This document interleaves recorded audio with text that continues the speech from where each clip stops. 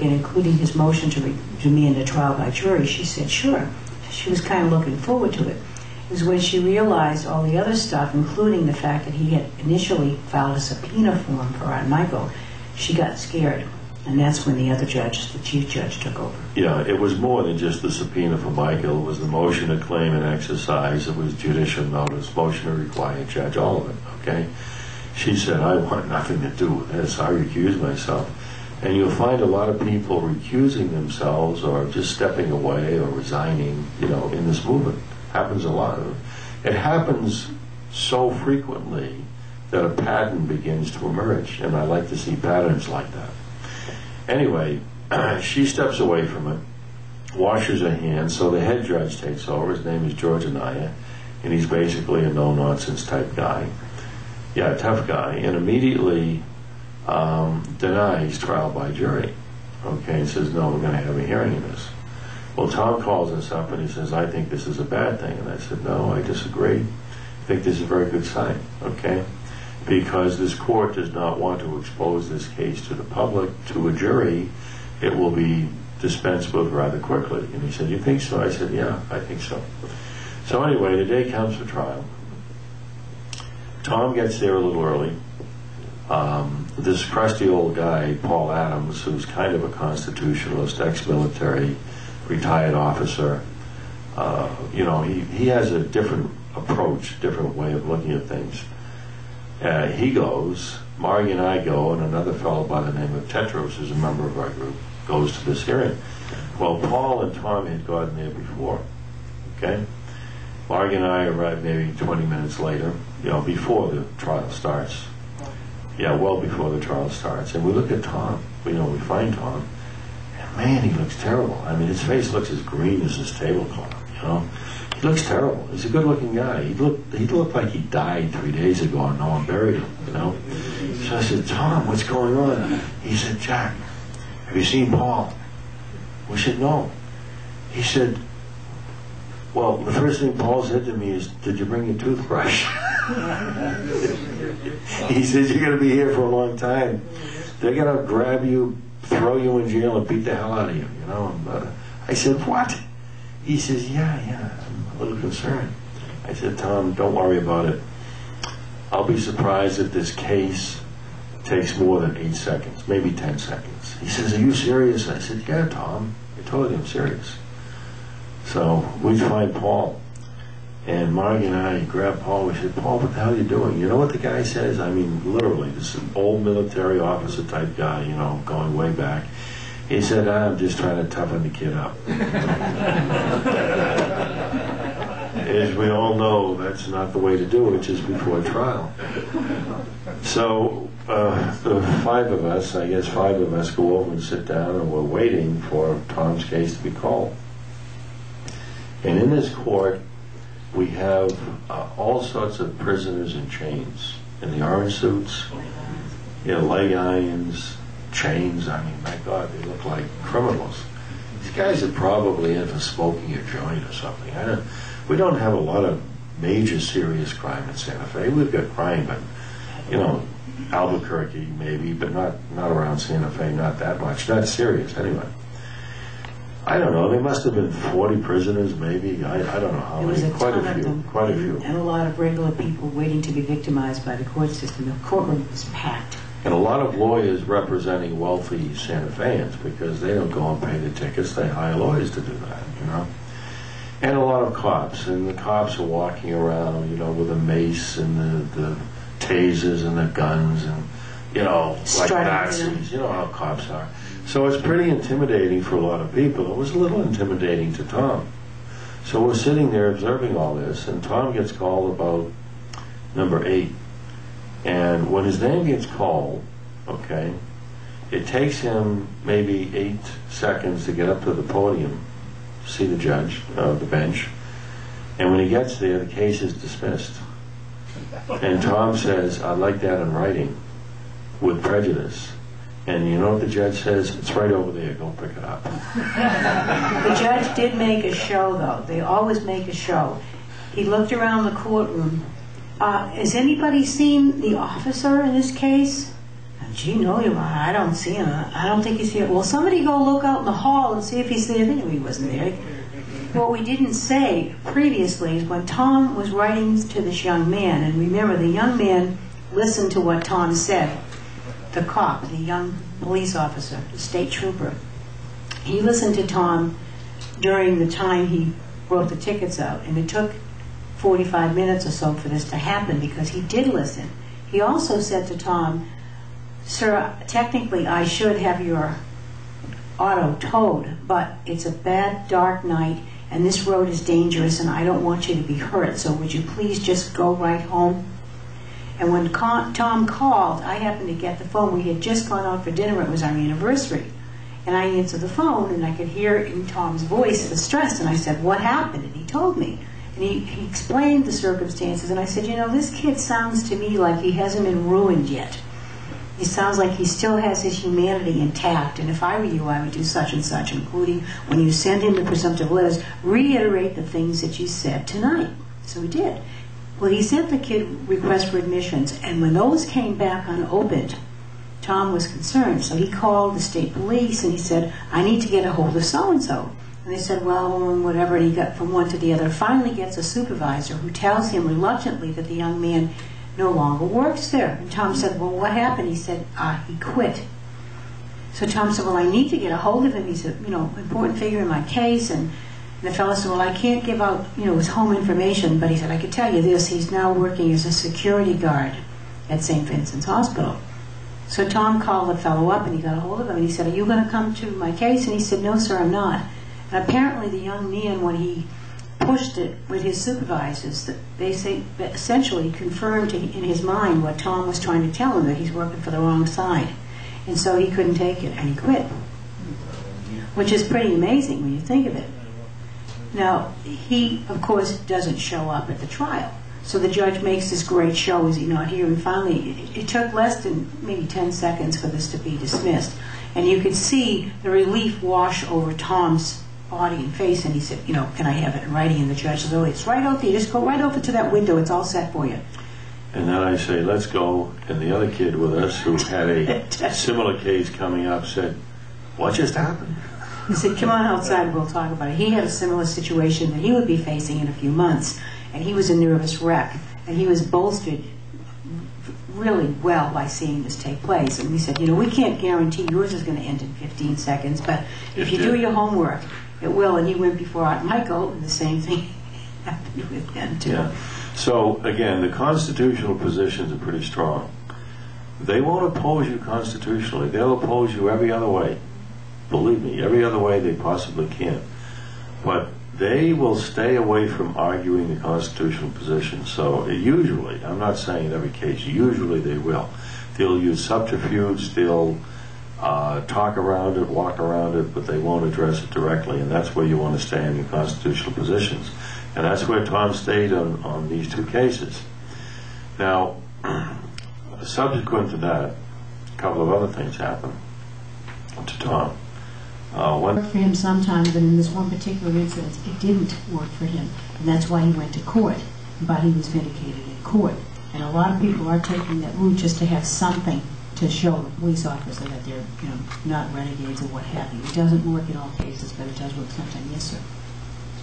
In the insurance bit, if the person elected to have insurance even though it wasn't required, That's fine. that wouldn't necessarily impair his status as a No, I think that's a personal choice. If you feel that you have assets that could be liable and you don't want them to be liable, then by all means, that's up to you. That's an individual choice. Yes. Just as you have the right to assign a driver's license, all right reserved, if you elect not to have the license, not to have the registration and that, but do elect to have some insurance, generally insurance companies want to know registration, license, all this stuff. So this does kind of complicate that. Yes, it does. You could get insurance.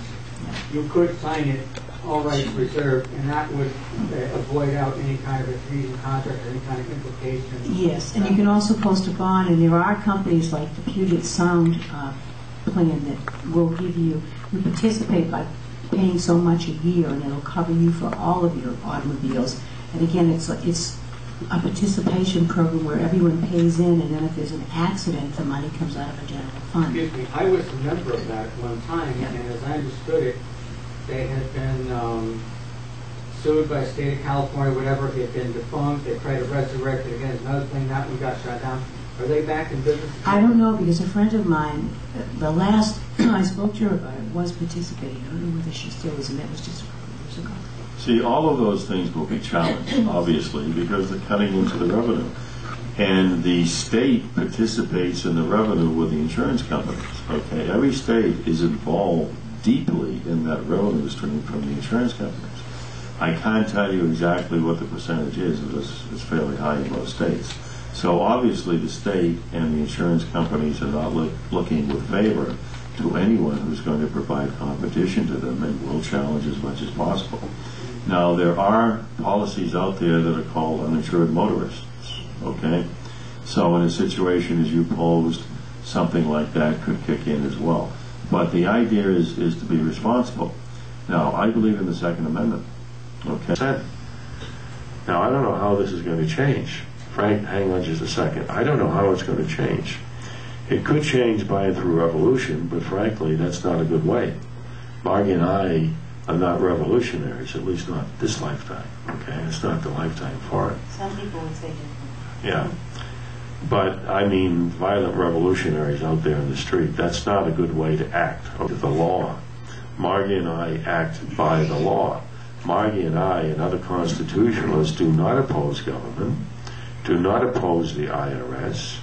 What we oppose is errant government and those in the IRS who don't follow the law, which is just about everyone, and those in government who do not abide by the Constitution, which is just about everyone.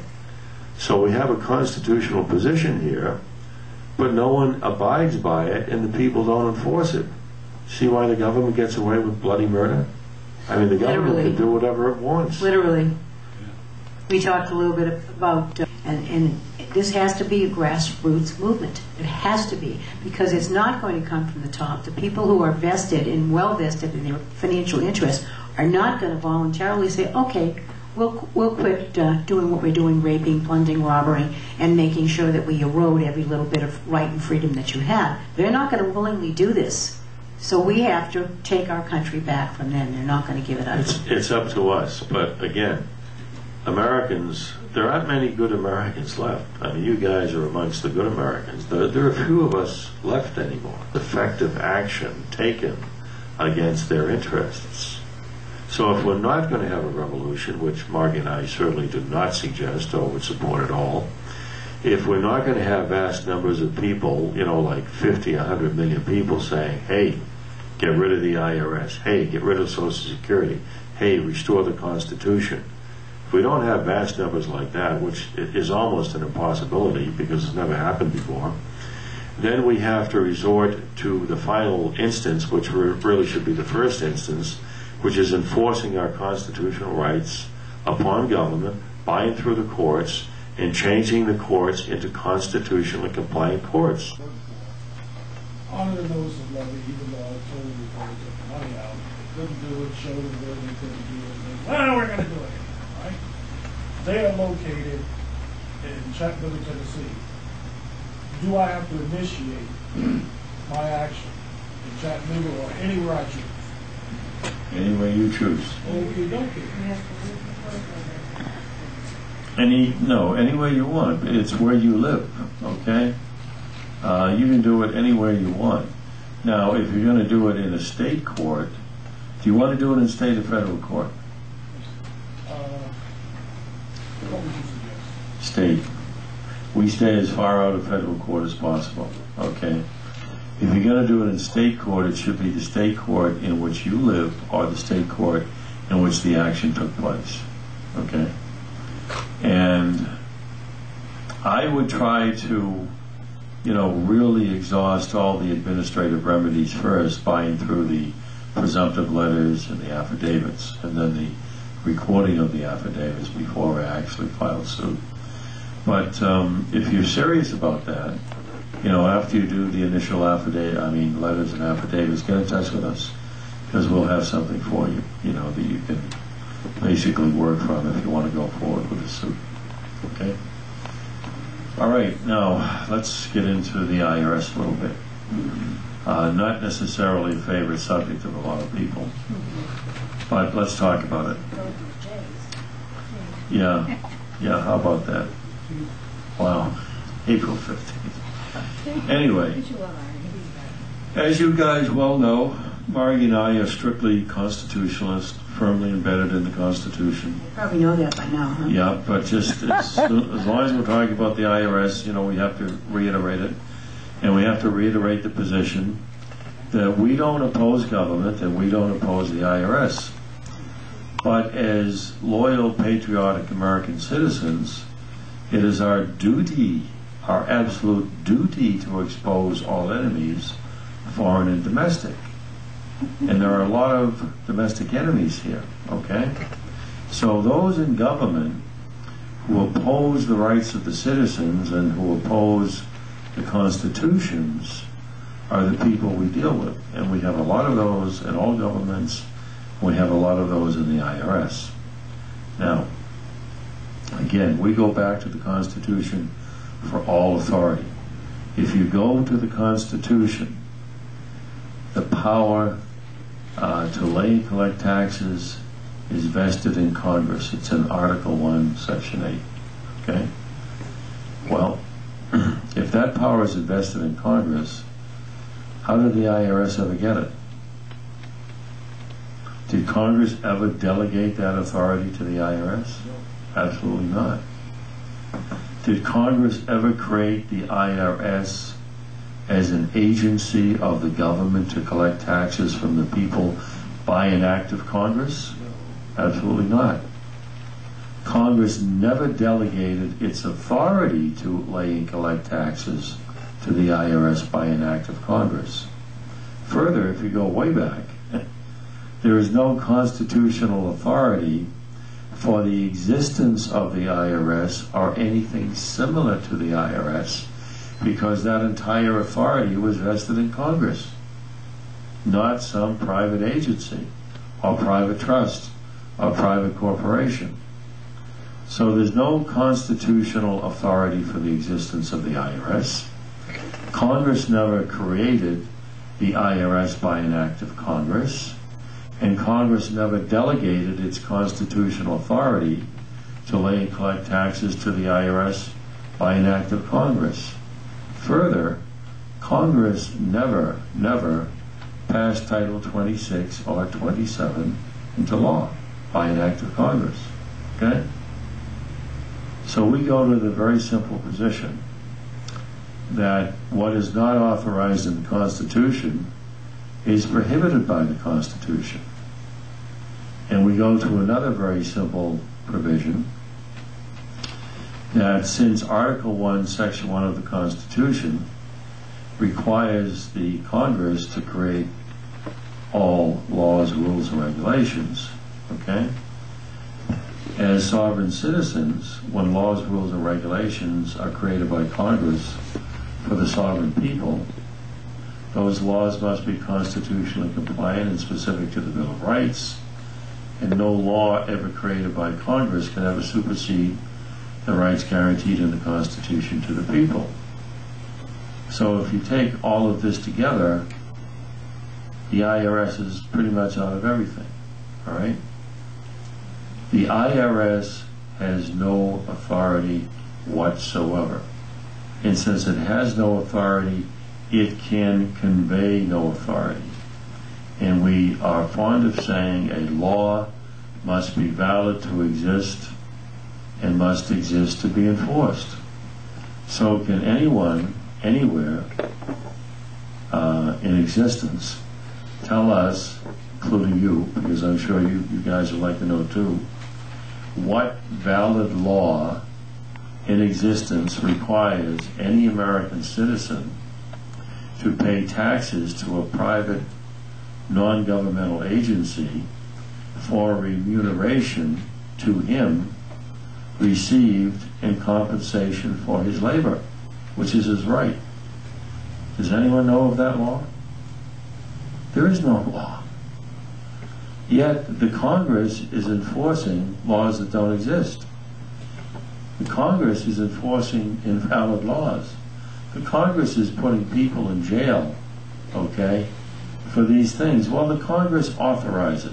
See, the DOJ couldn't operate and the IRS couldn't operate without the backing and the support of Congress. Congress allows all this, okay? You're a friendly legislator, you're a friendly senator, you know, you're a friendly whatever, congressman, you know, the local whore, we call them, you know, the bum in the ballpark. Anyway, if in fact the IRS has no authority, all right, and it goes to someone like an employer or a provider of compensation for some worker and tries to get that organization to steal the money from the worker, that organization will do it because it's basically in fear of the IRS. But the organization doesn't think that it's rendering itself liable and creating a liability for itself because the organization has no faith in the people and has no fear of the people and has no respect for the people. Just like the government has no respect for us. I mean, how can anyone have respect for the American people? Think about it. What respect do the American people deserve? Very little, if any. They haven't done a damn thing to help themselves. They've done a lot to hurt themselves. They haven't done anything to help themselves. So they're not deserving of any respect. And that's how the government treats us. But our position is that what is not authorized in the Constitution is absolutely prohibited by the Constitution. And if the IRS has no authority, we don't care who it is, whether it be the Congress, the President, or the DOJ, they have no authority to support, aid, and abet the IRS in doing what it's doing. The DOJ is only authorized, the Department of Justice is only authorized to support and defend and uphold actions of governmental agencies and or employees of the government. IRS is not a governmental agency.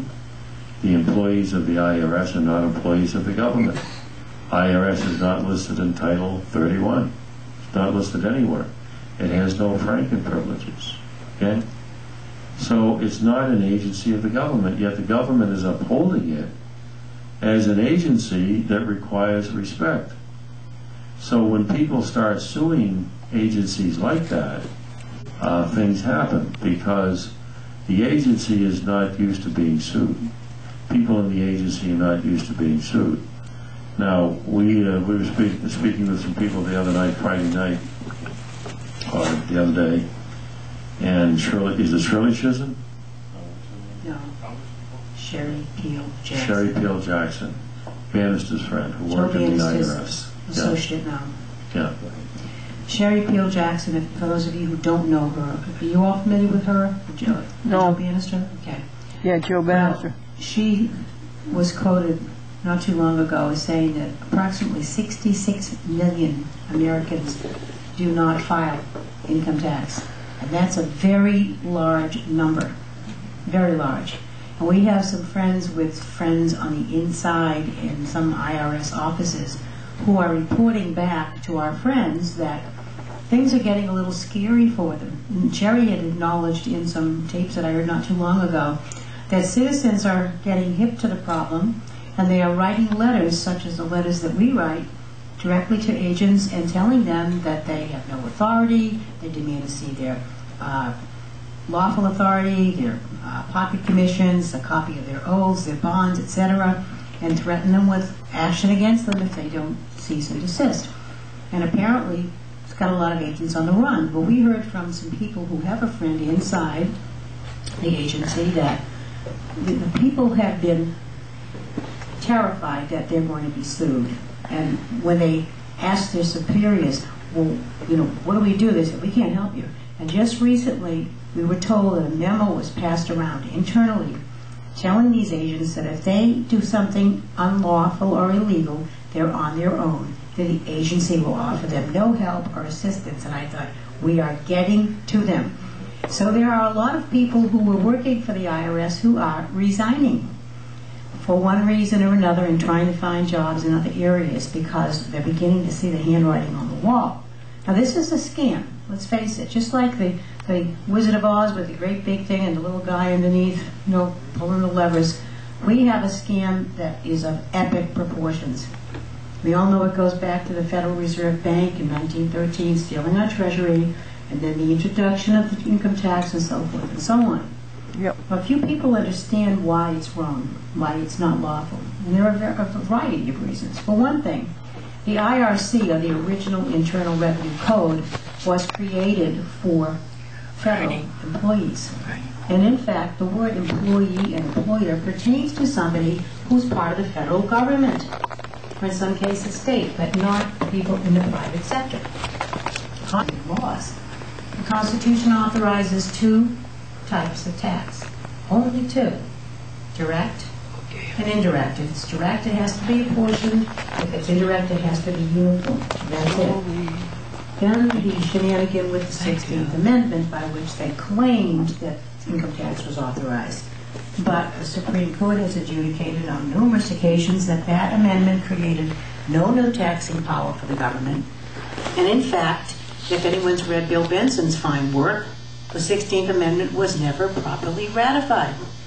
So there's nothing to support the validity of the 16th Amendment or the claim that that amendment gives taxing power to the government and to the IRS. Now, if, as our founding fathers wanted, our rights and property equate, and they can't be restricted, legislated, controlled, or taxed, then any form of taxation against our property is blatantly unconstitutional. Now, that decision that was won in Peoria, Illinois last May, I believe, that the IRS had filed, I think, 5 or 6 charges against a fellow by the name of Robert Lawrence. You probably heard about it. He won it on the issue of the OMB number being invalid and not current. And Oscar Stilley was his attorney. But I heard truthfully from Oscar and from other people too, that Oscar was willing to go to the mat with this one. And he did threaten them with exposing the constitutional tort if they didn't drop the charges. So the feds motioned to the court to dismiss the case and all charges with prejudice. So I know if one lawyer could do that, people can take a page out of his book and keep using the same defense over and over again. But that still doesn't go to the crux of the issue. We are not liable for taxes as American citizens living and working in the 50 states and not being engaged in any excise taxable activity, having nothing to do with alcohol, tobacco, firearms, cotton, okay? Those original taxes, that's what they were for. They weren't for taxing the American people. Now, corporations, that's a different entity. That's a fiction that's created by the state, so to speak, and they're subject to those kind of laws. And if corporations were taxed fairly, we would not have to worry about where's the money going to come from. People say to me, Margie, you're radical. What would we do if we didn't have income taxes? How will we support the country? And then I say, well, where do you think your income tax money goes? Oh, it goes to support the country. And I say, really? Did you ever read the Grace Report? They go, what's that? So I politely explained to them that a study was done, and it was found that not one dime of the money that you pay in income tax goes to support anything providing services for this country. Not one dime. All the money goes to the bankers to support the so-called debt. What a deal. They steal our treasury, they steal our equipment, our printing plate, everything, and they charge us money on our own money and charge us interest to boot. What a deal. And here we are sitting here all these decades doing zip, nothing, and paying out a fortune. Yes? And it goes beyond this, because they actually engineer, in my opinion, the stock market crash. Of course. Then we went to receivership. They've engineered it all. War Powers Act. Every bit of it. The Constitution, Every misery you can think of, they have engineered and orchestrated because these bankers are evil and Machiavellian in nature, okay? But the people of this country have allowed it because they haven't challenged it. Now, some of us have known for a long time, hey, that doesn't apply to me. And we don't put up with it. Yes, Chris? On the delegation of authority issue, I think it's extremely important, and it's very simple to understand And the fact that you said that the Congress has the power to delegate their authority, then they would have the power to delegate their authority to the No. judiciary. They don't have the power. I understand that. And the judiciary would have now their power to delegate to the president, and now we would have a dictator. Right, we don't It's have, that simple, so there cannot be. absolutely delegation of right. powers. There is a separation of powers, it's inherent, it's built into our system of government. Congress can't delegate. In fact, all of these so-called agencies that have sprung up over the years, the bureaucracy as it were, none of those are constitutional, therefore lawful. And all of their rules and regulations are merely administrative. They do not hold up under the Constitution. Because as citizens, remember, the political power is vested in us. We redelegated some of our own power in a limited form to our elected representatives. And we said, make laws for our benefit and uphold and protect our rights.